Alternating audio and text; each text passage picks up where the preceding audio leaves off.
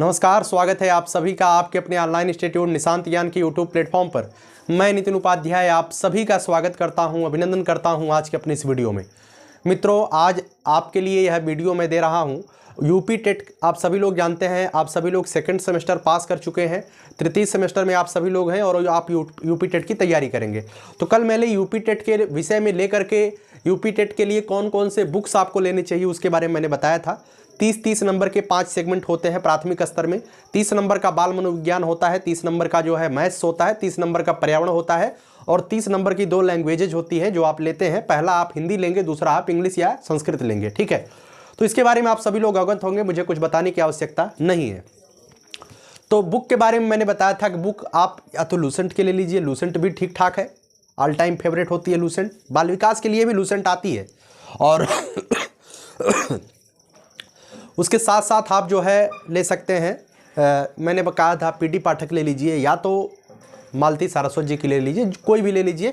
सब में टॉपिक दिए गए हैं, बस थोड़ा सा बताने का तरीका लोगों का अलग अलग है, ठीक है। इसमें यूपी टेट के सिलेबस में कुछ है नहीं, ज़्यादा से ज़्यादा आपको याद करने की ज़रूरत होती है चीज़ें। जैसे सीटेट में भी लगभग यही चीज़ें मिलती हैं जो सिलेबस में यहाँ पे बता रहा हूँ, सीटेट में भी लगभग यही चीज़ें मिलती हैं। लेकिन सीटेट में सारी चीज़ें जो है अनुप्रयोग एप्लीकेशन बेस्ड होती है, अर्थात आप अगर एक बार चीज़ों को समझ लिए हैं तो आप जो है उसे इम्प्लीमेंट कर पाते हैं, आप एक शिक्षक के तौर पर सोच करके उत्तर दे पाते हैं। लेकिन यूपी टेट में सीधा उसके विपरीत होता है। यूपी टेट में जो क्वेश्चंस आते हैं वो क्वेश्चन सीडीपी की बात कर रहा हूं और सभी सब्जेक्ट की बात कर रहा हूं, जो क्वेश्चंस आते हैं वो बिल्कुल फैक्ट आते हैं, बिल्कुल फैक्ट आते हैं, ठीक है। तो बिल्कुल फैक्ट को आपको जो है पढ़ने कैसे है और कैसे पढ़ा जाता है, मैं बिल्कुल ईमानदारी से प्रयास करूंगा इसे बताने के लिए। तो आज मैं जो है आपके लिए सिलेबस का डिस्कशन करता हूं। देखिए, अभी अगर आप कल से कहेंगे कल से वीडियो देना स्टार्ट कर दीजिए, नहीं दे पाऊंगा, ठीक है। नए वर्ष से इसकी शुरुआत करूंगा और जितना भी हो सकता है मैं सिलेबस वगैरह के बारे में आपको मार्गदर्शन करता रहूंगा, ऐसे ऐसे पढ़िए। लेकिन मैं प्रॉपर तरीके से नए वर्ष से शुरुआत करूंगा पढ़ाने के लिए, ठीक। देखिए, सीडीपी है, प्राथमिक स्तर का सिलेबस है, आप सभी लोग सरकारी रिजल्ट पे पा सकते हैं। मैंने आपको बार बार कहा है कि आप अगर डीएलएड में पढ़ाई कर रहे हैं और ईमानदारी से पढ़ाई कर रहे हैं, यूपी टेट का पूरा सिलेबस वहीं से आता है, पूरा का पूरा सिलेबस वहीं से आता है, ठीक है। लेकिन कुछ लोग इसे कहते हैं कि भौकाल मार रहे हो। आज मैं आपके सामने प्रूव करता हूं कैसे आता है, ठीक। देखिए, सबसे पहले है बाल विकास। पढ़ने में सबसे पहले आपको पढ़ना है बाल विकास। बाल विकास क्या है? बाल विकास का मतलब चाइल्ड डेवलपमेंट, बालकों का विकास कैसे होता है, ठीक। इसमें आपको क्या पढ़ना है, बाल विकास का अर्थ क्या होता है। आपके यूपी डीएलएड के प्रथम सेमेस्टर में पूरा का पूरा सिलेबस यही है। बाल विकास पहला पेपर यही है और पूरा का पूरा सिलेबस यही है जो इसमें पहले दिया गया है। बाल विकास का अर्थ क्या होता है, बाल विकास पढ़ने की आवश्यकता क्यों पड़ी, इसके क्षेत्र कौन कौन से होते हैं, बाल विकास की अवस्थाएं कौन कौन सी होती हैं जिसमें हम पढ़ते हैं, क्या क्या पढ़ते हैं। शैशवावस्था पढ़ते हैं, बाल्यावस्था पढ़ते हैं, उसके बाद किशोरावस्था पढ़ते हैं बाल विकास की अवस्थाओं में, ठीक है। उसके बाद हम शारीरिक विकास की बात करते हैं, बालकों में शारीरिक विकास कैसे होता है, बालकों में मानसिक विकास क्या होता है और उसके बाद संवेगात्मक विकास क्या होता है बालकों के अंदर, इसे हम पढ़ते हैं। और आपने डीएलएड के फर्स्ट सेमेस्टर में ईमानदारी से अगर पढ़ा होगा तो सभी चीज़ें आपने पढ़ा होगा। बालकों में भाषा का विकास किस किस स्तर पर कैसे कैसे होता है, बच्चा कब जो है मतलब शुरुआत में बच्चा रोता है, फिर क्विंग करता है, फिर बबलिंग करता है, ठीक है। तो सभी चीजें, भाषा विकास कैसे कैसे बच्चे में भाषा का विकास होता है, ठीक है। 2 शब्द वाले अक्षर बालक कब बोलना स्टार्ट कर देता है, या जो 2 अक्षर वाले जो है बालक बोलता है उस वर्ड को हम क्या बोलते हैं, ये सभी चीजें जो है भाषा विकास में आएगी। अभिव्यक्ति क्षमता का विकास होता है। सृजनात्मकता क्या है, बालक जब किसी चीज को सृजनात्मक मतलब क्रिएटिविटी जो बालक के अंदर होती है, सृजनात्मकता होती, कोई चीज बनाने वगैरह की बात होती है ना। ये जो है थोड़ा ब्रॉड लेवल का जब सोच होता है तब सृजनात्मकता होती है, इसे हम कहते हैं अपसारी चिंतन बोलते हैं, ठीक है। तो सृजनात्मकता क्या होता है, सृजनात्मक क्षमता का विकास क्या होता है। तो पूरे बाल विकास में आपको इतनी इतनी चीजें पढ़नी है। देखिए, यूपी टेट का जो सिलेबस दिया गया है उस सिलेबस में मात्र इतनी ही चीजें आपको बताई गई है, लेकिन इससे अतिरिक्त भी क्वेश्चन पूछे जाते हैं। उन क्वेश्चनों को आप कैसे कवर करेंगे, उन क्वेश्चनों को कवर करने के लिए जो मैंने बुक बताया है, पहले आप बुक से जो है इन टॉपिक को उठाइए। टॉपिक उठाने के बाद ईमानदारी से इन चीजों को पढ़िए और लिख लीजिए, ठीक। उसके पहले इन मतलब बाल विकास को पढ़ने से पहले आप एक बार सीडीपी के पेपर को देखिए, यूपी टेट के क्या क्या पूछा गया है, बाल विकास से कैसे क्वेश्चन आए हैं, तो आपको पता चल जाएगा क्या होता है। वैसे मैं पढ़ाऊंगा ईमानदारी से, है ना। देखिए, उसके बाद सीखने का अर्थ, दूसरा है आप सभी लोग, मैं जब डीएलएड के प्रथम सेमेस्टर में एडमिशन लेने वाले थे तब हम उस समय जो है बाल विकास का डर या मनोविज्ञान का डर समाप्त करने के लिए कई सिद्धांतों को मैंने आपको पढ़ाया था और शायद उस वीडियो को आपने जरूर देखा होगा। ठीक है, अधिगम क्या होता है, अधिगम का अर्थ क्या होता है और अधिगम के सिद्धांत क्या होते हैं, आपके प्रथम सेमेस्टर में है ये, है ना, आप पढ़े होंगे। तो देखिए इसमें यही है, अधिगम मतलब सीखना मतलब अधिगम होता है, सीखना का अर्थ ही अधिगम होता है। इसका अर्थ क्या होता है, इसको प्रभावित करने वाले कौन कौन से कारक होते हैं। ठीक है, आप सभी लोग जानते हैं अधिगम को प्रभावित करने वाले पारिवारिक कारण होते हैं, सामाजिक कारण होते हैं, कई कारण होते हैं जो सीखने को प्रभावित करते हैं। उसके बाद इसकी जो अधिगम की प्रभावशाली विधियां हैं, कैसे कैसे हम इसे सीख सकते हैं। अधिगम के नियम में आपको जो है थॉर्नडाइक का नियम पढ़ना है, थॉर्नडाइक के नियम को आपको पढ़ना है। अधिगम के इन्होंने 3 नियम दिए थे, प्रयास, प्रभाव, अभ्यास एवं तत्परता का नियम, 3 प्रकार के इन्होंने नियम दिया था। ठीक है, आप सभी लोग जानते होंगे, कुछ बताने की आवश्यकता नहीं है। अधिगम में इसका महत्व क्या क्या है। ठीक है, जितने भी सिद्धांत अधिगम से संबंधित पढ़ने हैं उसे जो है आप कक्षा में कैसे इंप्लीमेंट करेंगे इसे आपको यूपी टेट में जरूर पढ़ना होता है। जैसे थॉर्नडाइक को आपने पढ़ा, थॉर्नडाइक के प्रयास एवं त्रुटि का सिद्धांत आपने पढ़ा। ठीक है, उसके बाद उसका प्रयोग आप क्लास में कैसे करेंगे आपको इसे जरूर देखना, क्योंकि वहां से इंप्लीमेंट मतलब एप्लीकेशन बेस्ड क्वेश्चन पूछ लिया जाता है। अधिगम के सिद्धांतों में क्या क्या पढ़ना है, थॉर्नडाइक की प्रयास एवं त्रुटि का सिद्धांत पढ़ना है, पावलोव के संबंध प्रक्रिया का सिद्धांत पढ़ना है जो कुत्ते पर प्रयोग किए थे, थॉर्नडाइक साहब ने बिल्ली पर प्रयोग किया था। स्किनर के क्रिया प्रसूत अनुबंधन का सिद्धांत आपको पढ़ना है। ठीक है, कोहलर जो सुल्तान नामक मनमानुस पर प्रयोग किए थे, कोहलर के सूजियों में अंतर्दृष्टि का सिद्धांत पियाजे साहब ने अपने ही बच्चों पर जो है प्रयोग कर लिया था। ठीक है, जिन्होंने 4 अवस्थाएं बताई थी, संवेदीगामक अवस्था, पूर्व संक्रियात्मक अवस्था, मूर्त संक्रियात्मक अवस्था, अमूर्त संक्रियात्मक अवस्था, पियाजे के सिद्धांत में आपको पढ़ना है। वाइगोस्की साहब ने जो है सामाजिक सांस्कृतिक जो वाइगोस्की साहब ने कहा कि जो भाषा होती है समाज से ही अंतःक्रिया करके सीखी जाती है, इन्होंने समाज को बहुत ज़्यादा महत्व दे दिया। इन्होंने इसके फोल्डिंग सहारा देने की बात किया था, इन्होंने MKO का कॉन्सेप्ट लाया था। तो सभी चीज़ें मैंने वाइगोस्की में पढ़ाया है और आप सभी ने प्रथम सेमेस्टर में पढ़ा भी होगा। उसके बाद सीखने का वक्र, आप सभी लोग जानते हैं, इसे लेकर के काफ़ी बच्चे उस समय हमसे बोलते थे भैया सीखने का वक्र क्या होता है, उसमें पठार कैसे बनता है। तो मैंने उस समय बताया था, आगे जब मैं इसके सिलेबस के इसके लिए मैं बताऊंगा तो इसमें भी मैं बताऊंगा। ठीक है, उसके बाद बात करते हैं 2 चीज़ें तो आपके प्रथम सेमेस्टर में है। ठीक है, यहाँ तक ठीक। उसके बाद क्या है, उसके बाद जो है शिक्षण तथा शिक्षण विधियाँ आपको पढ़नी है। शिक्षण तथा शिक्षण विधियाँ में क्या है मित्रों, ध्यान रखिएगा, शिक्षण का अर्थ आपको देखना है। ठीक है, शिक्षण क्या होता है, इसके अर्थ क्या होते हैं, इसके उद्देश्य क्या होते हैं, आपको ये देखना है। संप्रेषण शिक्षण के सिद्धांत, मित्रों संप्रेषण भी आपने पढ़ा होगा। शिक्षण अधिगम के जो सिद्धांत है ना प्रथम सेमेस्टर में, उसमें ये चीज़ें दी गई हैं, आपने पढ़ा भी होगा।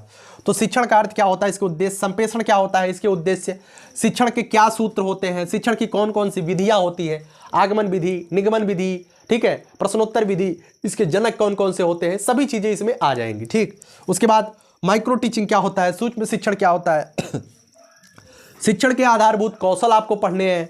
उसके बाद मित्रों समावेशी शिक्षा एक बहुत बड़ा चैप्टर है। आपने देखा कि तृतीय सेमेस्टर में, जब आप तृतीय सेमेस्टर में जा रहे हैं, उसमें एक पूरी की पूरी बुक ही समावेशी शिक्षा पर आपको पढ़नी है। तो डीएलएड के तृतीय सेमेस्टर में समावेशी शिक्षा है और आपके यूपी टेट के सिलेबस में भी समावेशी शिक्षा है। समावेशी शिक्षा क्या होती है, समावेशी शिक्षा में दिव्यांग बच्चा आता है तो उसे किस तरीके से आप ट्रीट करेंगे, और उसमें कई सारे दिव्यांगता वगैरह से जो एक्ट वगैरह हुए हैं, जो मतलब एक्ट बने हैं, उसके बारे में आपको जानकारी हासिल करनी है। ठीक है, समावेशी शिक्षा ओवरऑल पूरी की पूरी आपको पढ़नी है, होता क्या है, कैसे कैसे क्वेश्चंस आते हैं, मैं आपको डिटेल में जब बताऊंगा तो बताऊंगा। ठीक है, परामर्श एवं निर्देशन, समावेशी शिक्षा में परामर्श एवं निर्देशन देने वाली संस्थाओं के बारे में आपको पढ़ना है। जैसे इसी में आपको जो है जो BRC होता है उसके बारे में आपको पढ़ना है, जो डाइट होता है उसके बारे में आपको पढ़ना है। नॉर्मल सी जानकारी आपको लेनी है, आपने डीएलएड में प्रथम सेमेस्टर में इसका लिया भी होगा और इसमें जो है ना के बराबर क्वेश्चन पूछा जाता है, लेकिन हाँ समावेशी शिक्षा में परामर्श एवं निर्देशन जो आपको समावेशी शिक्षा के लिए प्रेरित कर रहे हैं, कैसे प्रेरित कर रहे हैं, उसे आप जरूर पढ़ना है। ठीक है, उसके बाद हम बात करते हैं बाल अधिगम में निर्देशन एवं परामर्श का महत्व। शायद आपके डीएलएड के तृतीय सेमेस्टर में शायद क्या है, बाल अधिगम में निर्देशन एवं परामर्श का महत्व क्या होता है, इसी समावेशी शिक्षा में ये इंक्लूडिंग दिया गया है। ठीक है, उसके बाद जो आपका है दूसरा मूल्यांकन, मूल्यांकन भी आपको पढ़ना है। ठीक है, मूल्यांकन भी इसमें आपको पढ़ना हो, तृतीय सेमेस्टर में आपका मूल्यांकन दिया गया है। ठीक है, इसके बाद और भी कुछ चीजें हैं जो मैं आपको सिलेबस के बाहर बता रहा हूं, इसके अगली स्लाइड पर बता रहा हूं। तीन टॉपिक आपने पढ़ा, 3 टॉपिक आपने देखा कि आपको क्या क्या पढ़ना। पहला है बाल विकास, दूसरा है अधिगम, तीसरा, पहला बाल विकास एक बड़ा टॉपिक है, उसमें आपको उतनी चीज़ें आपको पढ़नी है। दूसरा है अधिगम, अधिगम एवं अधिगम से संबंधित कारण एवं अधिगम में जितने सिद्धांत हैं वो आपको पढ़ने हैं। तीसरा मैंने आपको बताया शिक्षण एवं शिक्षण की विधियाँ, ठीक है, और उसमें आपको समावेशी शिक्षा भी आपको पढ़नी है, मूल्यांकन भी आपको पढ़ना है, ठीक है। इतनी चीज़ें आपको जो है पढ़नी है। उसके बाद लास्ट में आता है पेडोलॉजी, जहाँ से मात्र एक क्वेश्चन से 3 क्वेश्चन आपको देखने को मिलेंगे जो कि बहुत ही ज़्यादा ईजी होते हैं। क्या होते हैं? बहुत ही ज़्यादा ईजी होते हैं, बहुत सरल होते हैं। इसमें जैसे यूपी सीटेट में जैसे क्वेश्चन पूछे जाते हैं, सीटेट से संबंधित एक आध क्वेश्चन आपकी परीक्षा में देखने को मिल सकता है, और वैसे आता है, बराबर आता है, ठीक, बहुत ईजी होता है, आप कर पाएंगे। अधिगम एवं अध्यापन, इसका मतलब आप कैसे बच्चों को पढ़ाएंगे, किस तरीके से बच्चों को, किस प्रकार वाले बच्चों को कैसे, किस शिक्षण विधि के माध्यम से पढ़ाएंगे, इसमें वो चीज़ें बताई गई हैं, ठीक है। तो इसके क्वेश्चन से आप जो है, आप अगर बुक में देखेंगे तो बुक में शायद इससे कंटेंट ना मिले, ठीक है। इसके क्वेश्चंस आपको करने कैसे हैं? इसके क्वेश्चन को हम विविध में रखते हैं। किस में रखते हैं? विविध में। जितने भी प्रीवियस ईयर के पेपर में, है ना, जितने भी प्रीवियस ईयर के पेपर में पेडागोजी से संबंधित यूपी टेट में क्वेश्चंस पूछे गए हैं, उन क्वेश्चनों को अगर आप देख लेते हैं तो आपको लगेगा कि इसे पढ़ने की कोई आवश्यकता ही नहीं है। लेकिन एक बार सिलेबस देख लीजिए, इसमें क्या है, बालक किस प्रकार सोचते हैं, ठीक है, बालक कैसे सोचते हैं, बालक विद्यालय प्रदर्शन में सफलता प्राप्त करने में कैसे और क्यों असफल हो जाते हैं।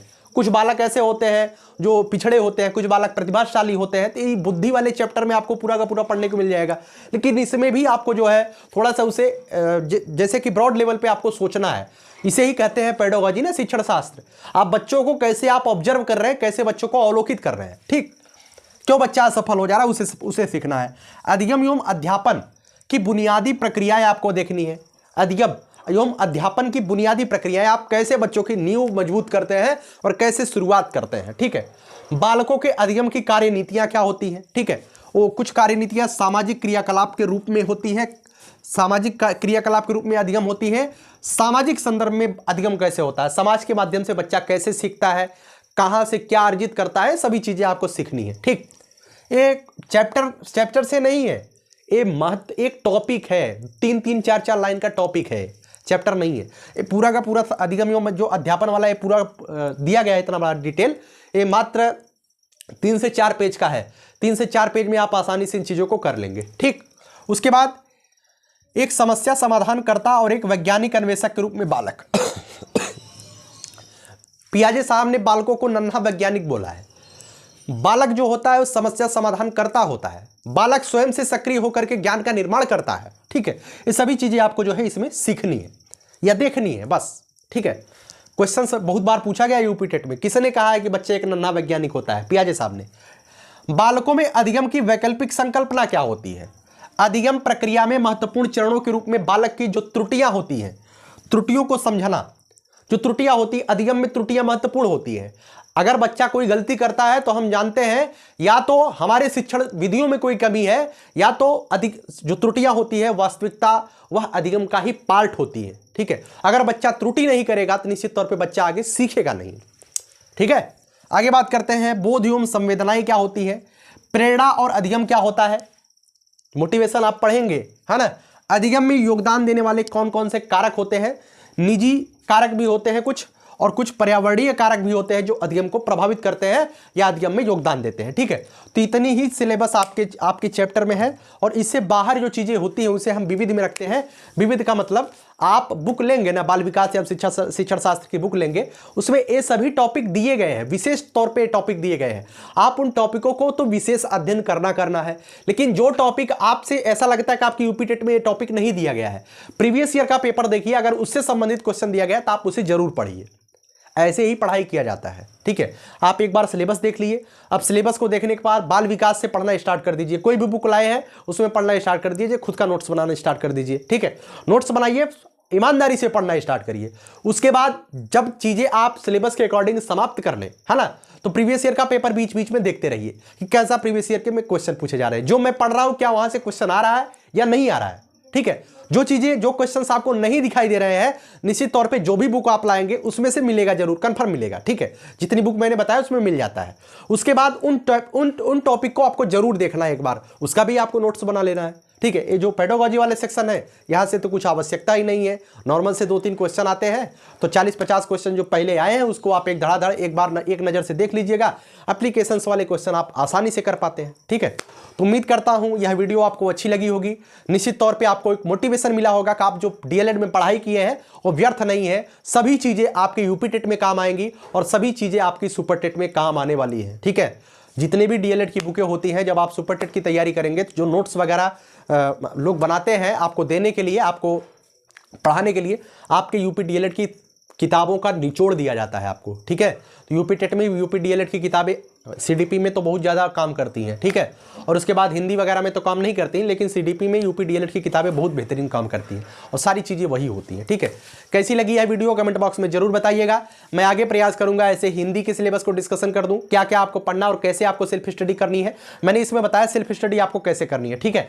पूरा का पूरा ईमानदारी से एक बार नोट्स देखिए, नोट्स कराऊं, एक बार आप जो है सिलेबस देखिए, प्रीवियस ईयर पेपर देखिए, उसके बाद बुक से उस टॉपिक को निकाल करके सफेद पन्ने लेकर के 2 कलम लेकर के बैठ जाइए और नोट्स बनाना, ईमानदारी से पढ़ना स्टार्ट कर दीजिए। यही होता है सेल्फ स्टडी का तरीका, खतरनाक वाली स्टडी।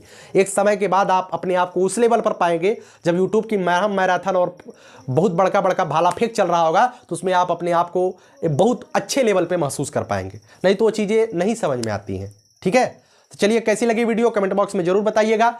आखिरी लाइन बोल करके वीडियो समाप्त करूंगा, यही जज्बा रहा तो मुश्किलों का हल भी निकलेगा, जमी बंजर हुई तो क्या वहीं से जल भी निकलेगा, न हो मायूस न घबराई अंधेरे से मेरे साथी, इन्हीं रातों के दामन से सुनहरा कल भी निकलेगा। बहुत बहुत धन्यवाद। जय हिंद, जय भारत, लव यू।